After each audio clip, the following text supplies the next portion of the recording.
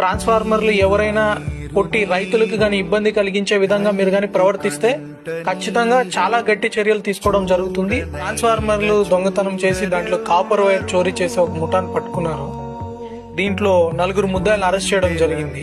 డబ్బు కోసము ప్రొటెక్షన్ లేని ట్రాన్స్ఫార్మర్స్, ఊర్లో పొలాల్లో ఉన్న ట్రాన్స్ఫార్మర్స్ రైతులకి కరెంట్ అందించి వాళ్ళ పంటలు పండించుకోవడానికి సహాయపడే ఈ ట్రాన్స్ఫార్మర్ ని వాళ్ళ స్వార్థానికి దాంట్లో ఉండే కాపర్ వైర్ కొట్టేయడానికి దాన్ని మొత్తం డ్యామేజ్ చేసి ఆ కాపర్ ని దొంగలించి అమ్ముకొని వాళ్ళ విలాసాలకి వాడుకోవడానికి ఈ కార్యక్రమం చేస్తున్నారు.